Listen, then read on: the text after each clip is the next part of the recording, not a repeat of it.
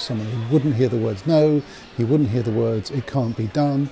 He was incredibly single-minded. If he got an idea into his head, then there was no shaking. People could find him impossible to work with. He would drive to have it happen. He would drive to make it work. So, for example, with the iPhone, the idea that he had was that phones were too complicated, that phones were simply a hassle for people trying to work out what all the different buttons did.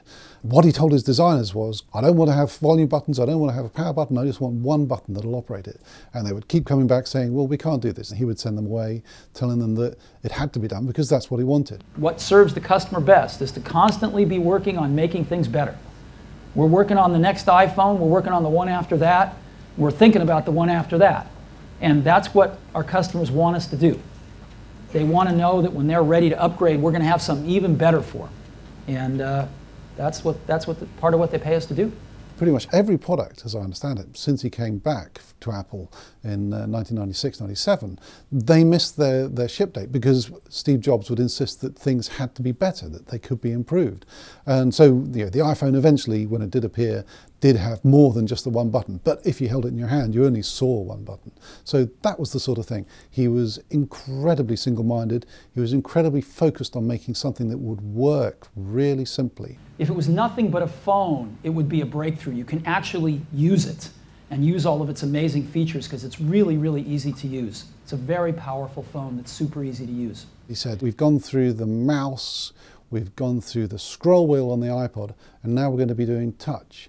And it was like a recap of all the revolutions that Apple, guided by him, had introduced down the years. And although Apple wasn't the first company to do a touch screen, to do a mouse interface, it was the company which actually made it usable, which made people by the million start to think about using it in this way. And that's really the thing where you realize that Steve Jobs could drive what the industry did, that he was the person who could make things happen again and again, that it wasn't just chance that he happened to be at Xerox PARC and that he took up the idea of the mouse, that it wasn't just chance that the iPod had this scroll wheel which meant you could navigate through thousands of songs really quickly. The iPhone was the thing that proved it. And the iPad was the sort of it was like the cherry on top. I happen to have one right here. That's what it looks like. Very thin. It's just like this. There's a really key period in Jobs' life when he was thrown out of Apple, when effectively he was booted out by the board because he was trying to overreach as they saw it. He went and set up a company called Next Computer, which he wanted to be a better than Apple thing, and he wanted it to sell computers to education and do even better. At the same time, he got hold of a little company that George Lucas was selling off called Pixar, which was computer animation, which he sort of got as almost as a sort of a job lot. It was just cheap. To infinity and beyond! What he learned from Next Computer was that there are some things you really have to do well if you're building hardware. He learned from that about failure.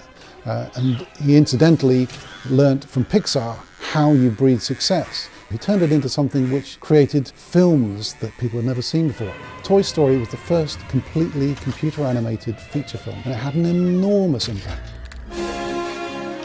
If you look back over his life, he revolutionized 3 businesses. There's computers, where they created the first personal computer, and then they had the mouse and so on. He revolutionized the film business because computer animated films just weren't known until he made Pixar into something. And music as well, the whole music business, which was dying on its feet because of Napster in 2000. The creation of iTunes and the iTunes Store in 2003, they only expected to sell 1 million songs from that in the first year, Apple in the record business. And instead they sold 7 million. They sold the first 1 million songs in the first month. So Apple completely changed the face of digital music. Last week, we sold our 4 billionth song. Isn't that great? He sort of led this wave and ploughed through the ocean of technology and left all this disturbance in his wake that a lot of people have then picked up on and been able to do things with. I think the legacy that it leaves is one that'll be hard to pick up, of trying to simplify complicated things, but it's something that people would do well to try to follow.